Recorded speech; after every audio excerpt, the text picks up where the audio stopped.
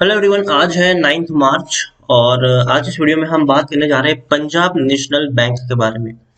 देखिए, Punjab national bank का share 41 rupees के आसपास ट्रेड कर रहा है। आज हल्की सी गिरावट जरूर देखने को मिली है और आज के दिन अगर हम देखें तो बहुत सारे शेयर्स में गिरावट देखने को मिल भी रही है।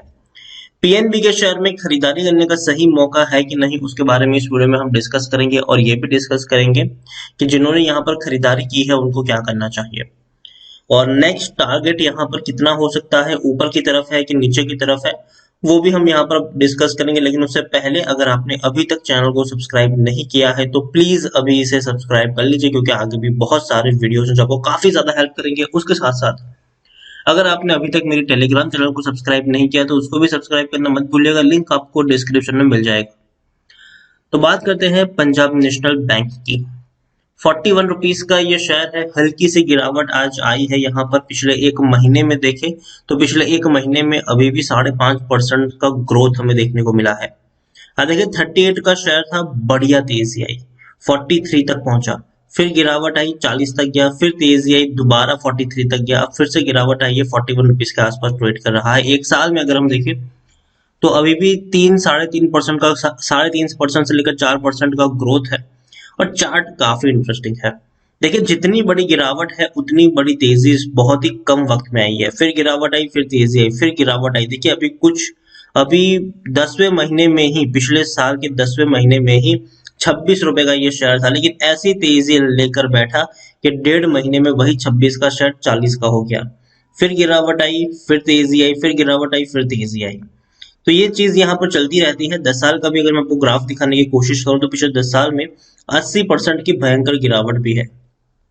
245 रुपए तक का हाई इसने बनाया था, गिरावट आई, तेजी आई, गिरावट आई, तेजी आई। ठीक है, 2017 तक सब कुछ ठीक चल रहा था। ठीक है, 200 रुपए के आसपास शेयर ट्रेड कर रहा था, लेकिन उसके बाद जब से नीरव मोदी वाला कांड हुआ, इस बैंक की जो प्रतिष्ठा है वो बहुत ही हद तक गिर गई और बैंक टूट के बिखरने लग गया। टूट के बिखर गया ये बैंक। 26 रुपए तक का इसने लो भी बना दिया और वो अभी हाल फिलहाल में पिछले साल ही 26 रुपए का लो बना था।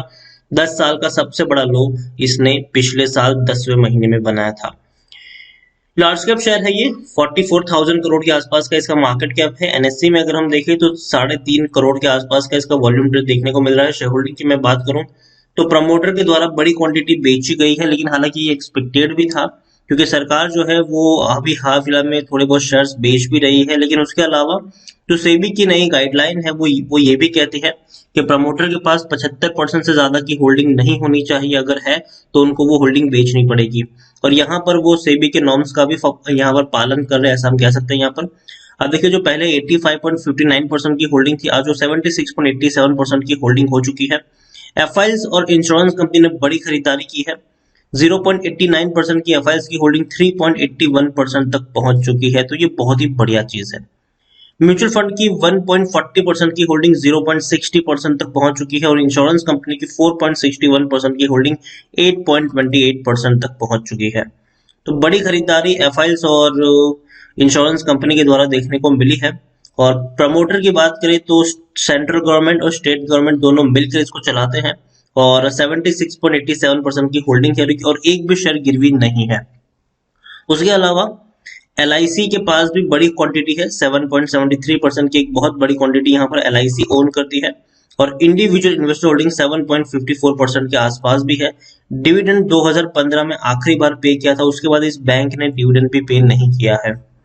टेक्निकल रेटिंग देखें तो अच्छी है, तेजी के संकेत है, यहाँ से और ऊपर तक शेयर जा सकता है। और नीरव मोदी की जो कांड हुआ था उसके बाद कहीं ना कहीं इनकी जो प्रेस्टीज थी वो गिरी थी, लेकिन अब नीरव मोदी को इंडिया लाया जाने की भी बातचीत चल रही है। According to Moneycontrol user, हर कोई खरीदने की सलाह दे रहा है, कोई भी आपको यहाँ पर बेचने की सलाह नहीं देगा। हर कोई कह रहा है कि खरीदारी करो, खरीदारी करो, खरीदारी करो, खरीदारी करो। और उसका एक रीजन भी है, बाइंग की जो एडवाइस है लोगों की, उसका एक रीजन है कि सरकार हाल फिलहाल में बहुत ही अग्रेसिवली एक लिस्ट तैयार कर रही है, जिसमें वो बहुत सारी सरकारी कंपनियां और बैंक को प्राइवेटाइज करने की बातचीत उसमें चल रही है। री रेटिंग की भी बातचीत चल रही है और सरकार के द्वारा बड़ी हिस्सेदारी बेची जाएगी, प्राइवेट प्लेयर को दिए जाएंगी कुछ कंपनियां तो चलाने के लिए, और जिससे सरकार एक बड़ा पैसा भी जुटा पाएगी और सरकार के सर से बोझ भी हट जाएगा उन कंपनियों को संभालने का। तो अगर एक रिपोर्ट बीच में ये भी कहती थी कि पंजाब नेशनल बैंक का नाम भी इस लिस्ट में शामिल हो सकता है और बड़े बैंक्स का नाम शामिल होने वाला है, क्योंकि सरकार का जो नीति आयोग की तरफ से जो एक ड्राफ्ट तैयार किया गया है, वो ड्राफ्ट ये कहता है कि सरकार सबसे पहले उन कंपनियों को बेचने का प्लान करेगी जो अच्छे परफॉर्मर है, ताकि उनको बेचने में कोई दिक्कत न। देखिए, अगर कोई ऐसी कंपनियां बेचती है जो बहुत सालों से नुकसान में है, गिरी हुई कंपनियां हैं, ठीक से परफॉर्म नहीं कर रही है, तो भैया उनको खरीदार मिलने में बहुत दिक्कत होती है। लेकिन अगर ऐसी कंपनियां हो जो ऑलरेडी अच्छा परफॉर्मेंस कर रही है, तो हाथों हाथों कंपनियां बिक जाती है और उनको बेचने में ज्यादा दिक्कत भी नहीं होती। और पंजाब नेशनल बैंक ने पिछले एक साल में अपना जो रेवेन्यू और परफॉर्मेंस है उसमें काफी बढ़िया सुधार लेकर आए हैं ये लोग। आप खुद देखिए, जहां मार्च 2020 तक 14,000 करोड़ के रेवेन्यूज थे, आज वो 20 से 21,000 करोड़ के रेवेन्यू पिछले 3 क्वार्टर से इन्होंने मेंटेन किए हैं। और प्रॉफिट भी जो पहले कम था, वो पहले जो नुकसानी में चल रही थी, आज उन्होंने प्रॉफिट में भी, अब देखिए, तकरीबन 475 करोड़ का प्रॉफिट जून में था, फिर बाद में वो इंक्रीज होकर 545 करोड़ रहा, बाद में 585 करोड़। तो पिछले 3 क्वार्टर से जो परफॉर्मेंस में सुधार आया है वो बहुत ही शानदार है, और कहीं ना कहीं ये एक अच्छे संकेत की तरफ इशारा भी करते हैं कि बैंक इतना बुरा भी नहीं है जितना हम सोचते थे इसके बारे में। और बड़े बड़े टारगेट प्राइस इसके बारे में दिए जा रहे हैं। अब देखिए, वेंचुरा सिक्योरिटीज के द्वारा पंजाब नेशनल बैंक में खरीदारी करने की सलाह है, और 54 रुपीज का टारगेट प्राइस यहाँ पर इनके द्वारा दिया गया है। देखिए, पंजाब नेशनल बैंक की गिरावट की एक और वजह भी यही थी कि इनके साथ मर्जर हुआ था दो और बैंक का, यूनियन बैंक ऑफ इंडिया और ओरिएंट बैंक ऑफ कॉमर्स का इनका साथ मर्जर हुआ था, और दोनों ही बैंक बहुत ही थोड़े खस्ता हालत से गुजर रहे थे। तो कहीं ना कहीं पंजाब नेशनल बैंक पर भी इनकी बैलेंस शीट का असर पड़ता हुआ नजर आया, और पंजाब नेशनल बैंक अब धीरे धीरे सुधार की तरफ है, और डेफिनेटली मुझे लगता है कि एक अच्छे पीएसयू के तौर पर उभर कर आ सकता है।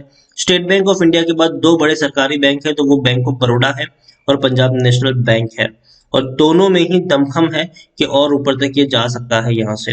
और सरकार के द्वारा जो नेक्स्ट स्टेप लिया जा सकता है, तो सरकार के द्वारा जो, अगर मैं बैंकिंग की बात करूँ, तो शायद पंजाब नेशनल बैंक का नाम शामिल हो सकता है। देखिए, ऐसी रिपोर्ट है, ठीक है, मैं श्योर यहाँ पर नहीं कह रहा हूँ, लेकिन हाँ, ऐसी रिपोर्ट है कि शायद इस कंपनी का, इस बैंक का भी यहाँ पर नाम शामिल हो सकता है। तो अगेन यहाँ पर कह दूं, पंजाब नेशनल बैंक अगर आपने खरीदारी की है तो मेरे हिसाब से आपको यहाँ पर बने रहना चाहिए। शॉर्ट ये शेयर आपको शॉर्ट टर्म में 45 रुपीज तक ट्रेड करता हुआ नजर आ सकता है, और अगर एक बार 45 रुपीज का टारगेट अचीव हो गया तो फ्यूचर में आपको यहाँ पर कम से कम 50 रुपए से भी ऊपर के लक्ष्य देखने को मिल सकते हैं।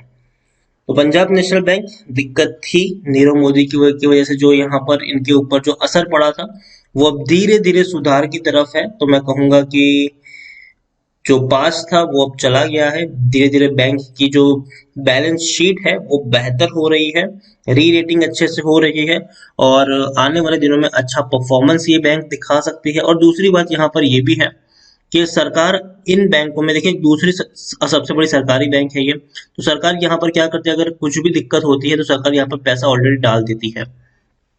तो बैलेंस शीट, जब भी बजट आता है, जब भी कुछ ऐसा कुछ होता है, तो इन बैंकों को ऑलरेडी पैसा मिल ही जाता है। तो मैं कहूंगा कि क्या कहते हैं, पैनिक करने वाला ये शेयर नहीं है, बर्बाद होने वाला ये शेयर नहीं है। तो बने रहिए, पंजाब नेशनल बैंक में खरीदारी की है, और फ्रेश बाइंग भी करना चाहो तो कर सकते हो, लेकिन जैसे कि मैंने कहा कि बहुत ही ज्यादा ये शेयर फ्लक्चुएट होता है। जैसे कि पिछले एक साल का अगर आप ग्राफ देख लो तो बहुत ही ज्यादा ही फ्लक्चुएट होता है। तो आपको यहाँ पर अगर खरीदारी भी करनी है तो आप सिर्फ और सिर्फ टुकड़ों में खरीदारी करो, मतलब 1000 खरीदने हैं तो पहले 200 खरीदो, और जब गिरावट आती है तो थोड़ी और क्वांटिटी ऐड करो, वेट करो गिरावट आए और क्वांटिटी ऐड करो। इस तरीके से आप यहाँ पर प्ले कर सकते हो। कम से कम यहाँ पर 2-3 साल का प्लान लेके चलिए। डेफिनेटली पीएसयू शेयर्स काफी ज्यादा फोकस में रहने वाले हैं, अभी भी है फोकस में, और आने वाले दिनों में भी बहुत ज्यादा फोकस में रहने वाले हैं, और अच्छी खासी रैली आपको पीएसयूज में देखने को मिल सकती है। तो बने रहिए पंजाब नेशनल बैंक के साथ, और डेफिनेटली अच्छी खासी तेजी देखने को मिल जाएगी। बैंक के परफॉर्मेंस बेहतर हुए हैं, रेवेन्यूज बेहतर हुए हैं, बैंक की अगर हम बात करने जाए तो प्रॉफिट जो है वो बहुत ही बेहतर है, बैंक अब नुकसानी में नहीं है, ये सबसे बेहतर चीज है। तो वीडियो को यहीं पे एंड करूंगा। अगर आपको पसंद आया हो अगर ये वीडियो, तो प्लीज लाइक करें, शेयर करें। चैनल पर अगर आप पहली बार आए हैं तो प्लीज सब्सक्राइब करें, और पंजाब नेशनल बैंक के बारे में और हाल फिलहाल में बैंकिंग को लेकर और पीएसयूज को लेकर जो प्राइवेटाइजेशन की बातचीत चल रही है, उन सब के बारे में आप क्या सोचते हैं, वो भी आप मुझे कमेंट में लिखकर बता सकते हैं। Thank you.